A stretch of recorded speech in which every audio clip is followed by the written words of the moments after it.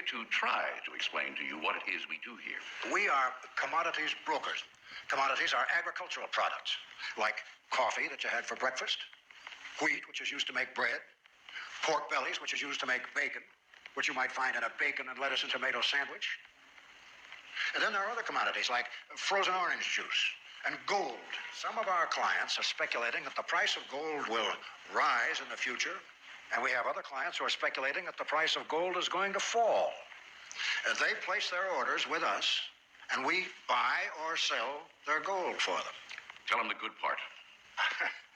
The good part is that no matter whether our clients make money or lose money, Duke and Duke get the commissions. Well, what do you think?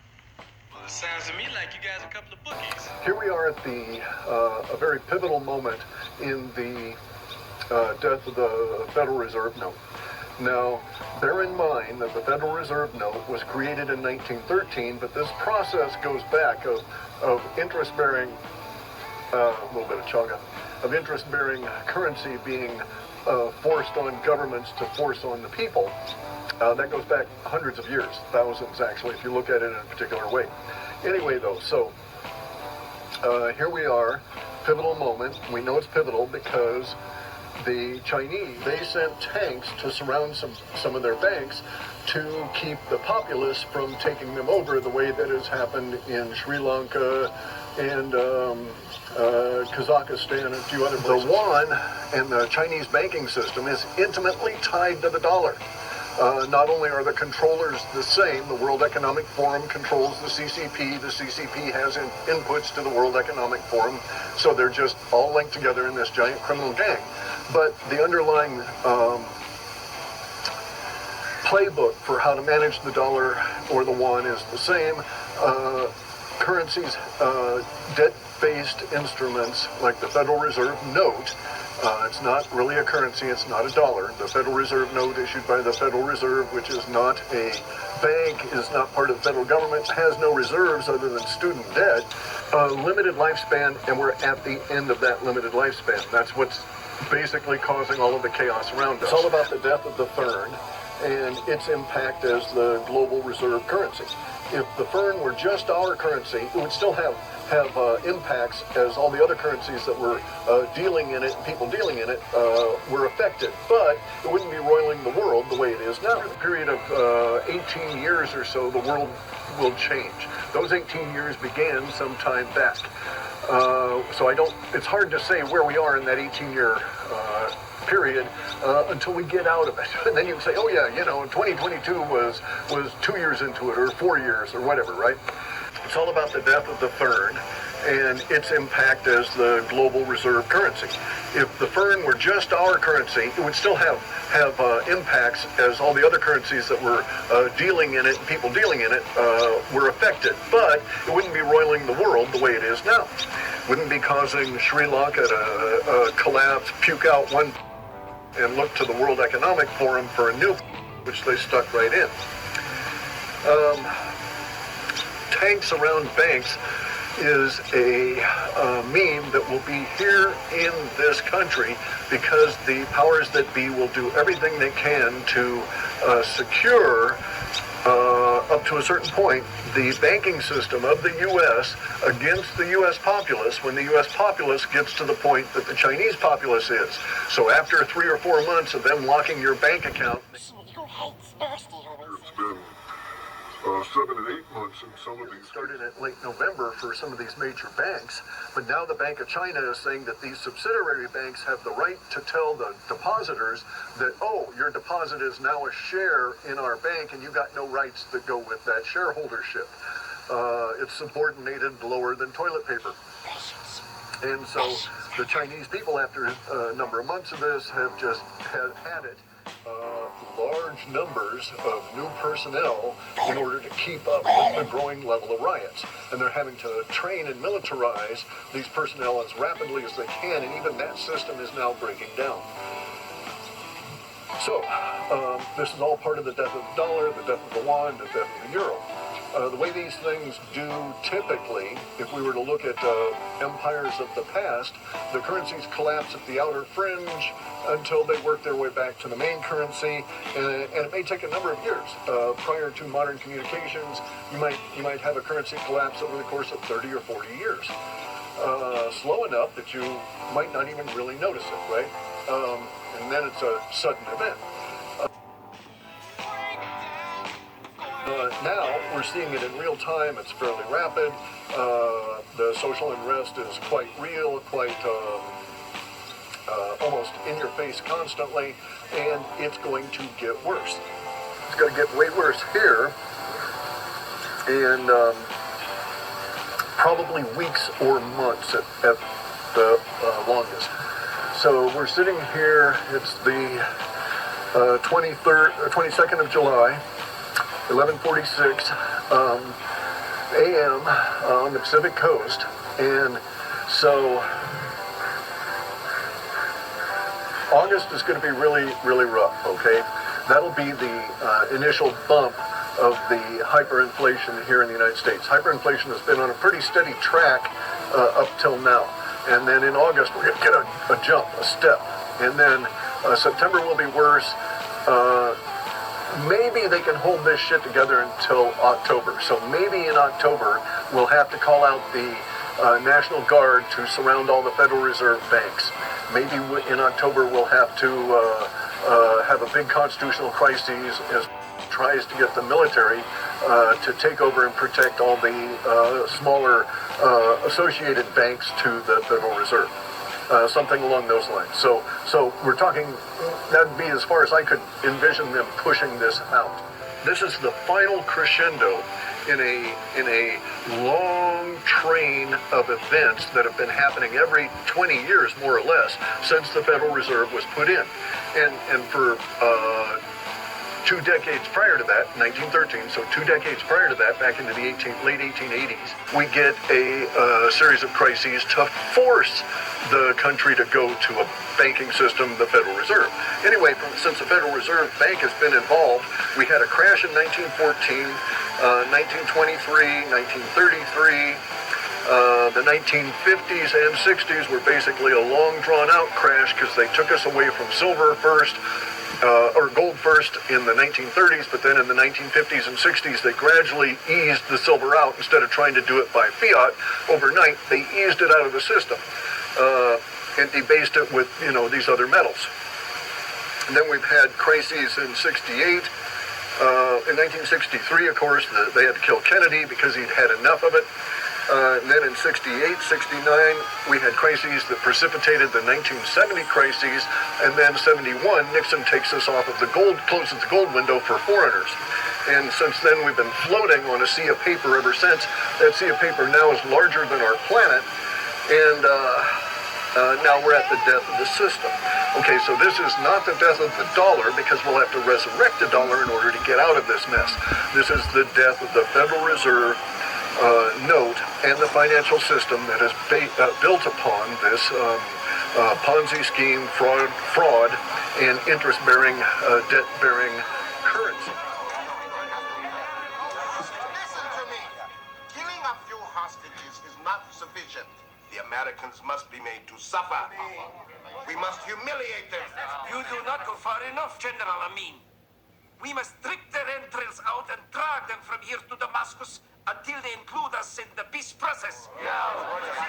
Nonsense. The solution is not bold enough for Libya. I say, wipe out Washington and New York. What? And spoil 3 years of good public relations? I have the Americans believing I am a nice guy. In some of their polls, I am more popular than their president. Gentlemen, this is getting us nowhere. If we do nothing else this week, we must conceive at least one terrorist act that will show all the world that the United States, the great Satan, is but a paper tiger, a weak nation, of weak people, a people ripe for destruction. cowards, no longer willing to fight. Basically, everything in my life has been built in spite of this fraudulent, unstable environment. I wonder what could be done if we had sound money and you could predict and plan and go forth without the Khazarian mafia deciding every 20 years to fuck everybody and grab as much land, property, and slaves as they can as they crash the system. But we're at the end of it, the ultimate crash. They had to crash it to get us into the Great Reset for us to even consider the Great Reset. And that crash is underway. They cannot stop it. And they don't have cover for it, so we're all able to look at them and say, okay, you Khazarian fuckers, we see you crashing this system. We see the World Economic Forum. We see Bill Gates. We see George Soros. We see Klaus Schwab. We see all these fuckers doing these evil deeds. So we know who is responsible.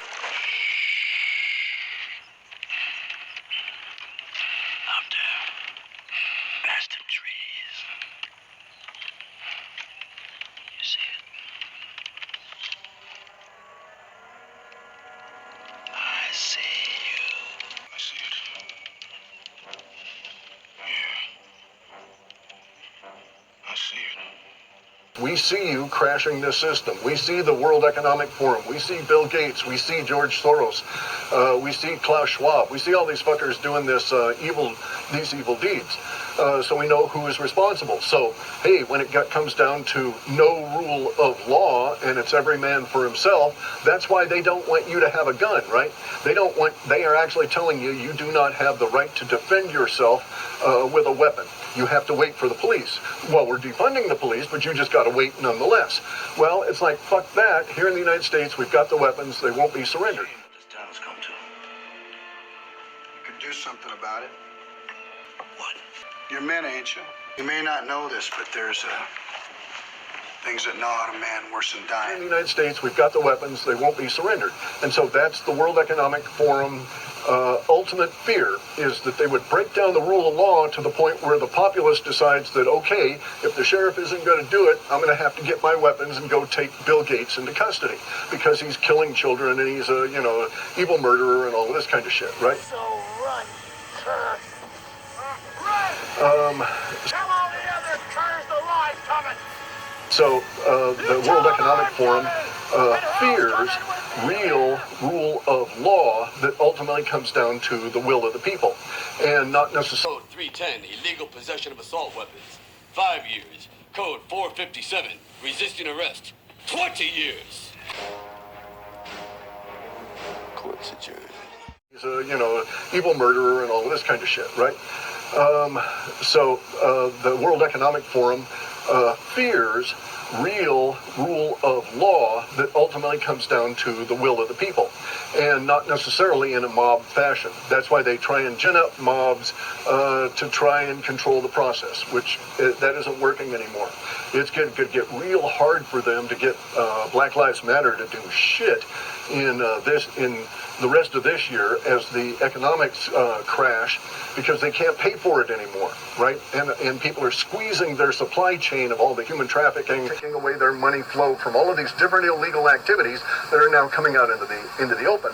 And that money flow used to go through to support Black Lives Matter, Antifa, and all of this. And so those fuckers are now shit out of luck, and they've got to scramble. Antifa is actually trying to raise money by charging people to put their kids into an Antifa action camp in Oregon.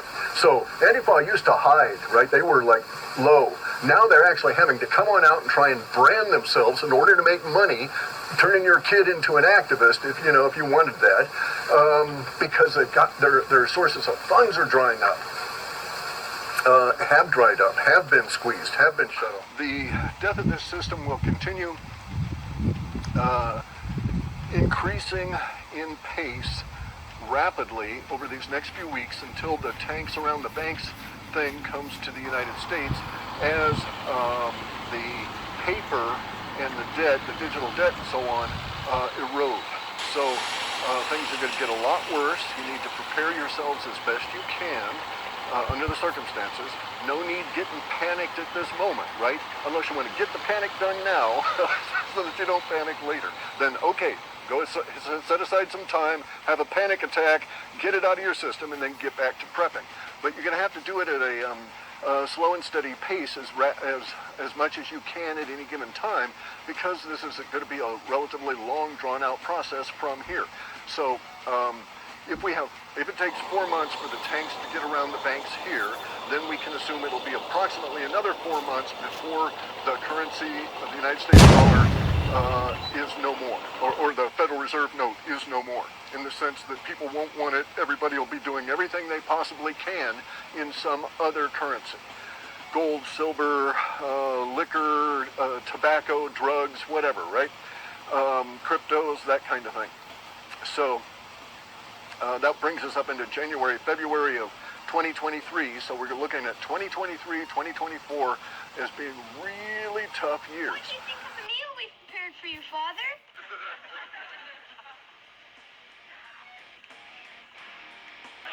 Want some soup, Father? Oh, all right.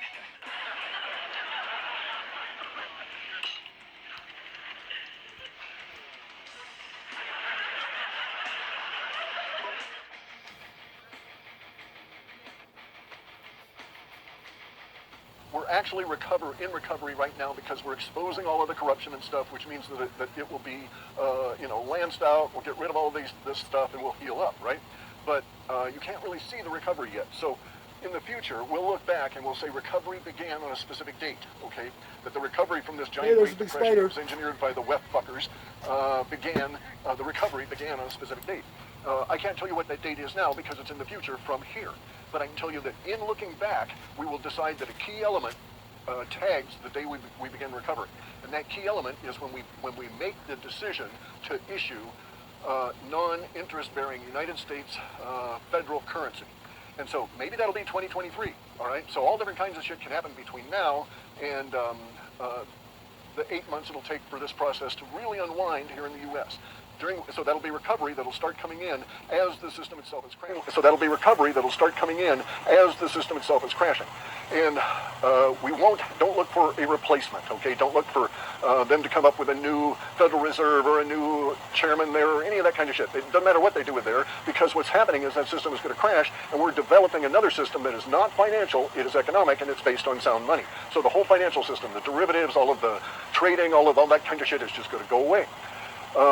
Because we will essentially evolve into, everybody will leave and merge into this other sound money system as it is developing now. This is why you see I see kids here in Grace Harbor County that are working in logging camps, right? And they come out of the logging camps on, I think maybe they get a break every 10 or 12 days here when they get into these heavy cutting periods.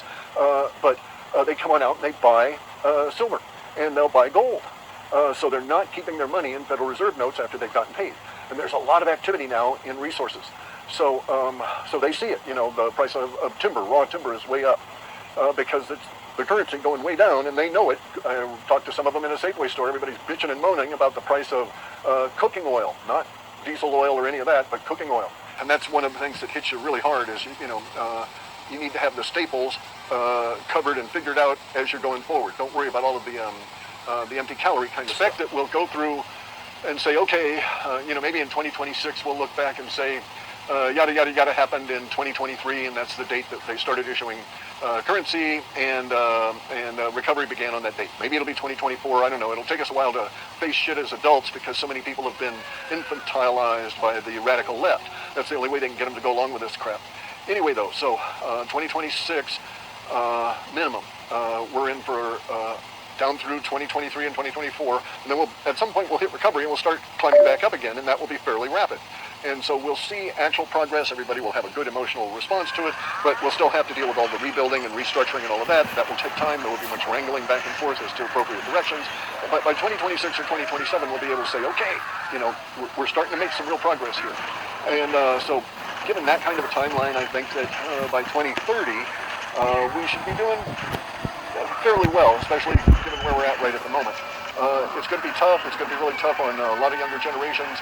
A lot of the old people are going to pass during this period of time from which is now getting a bad rap everywhere around the planet, as it should.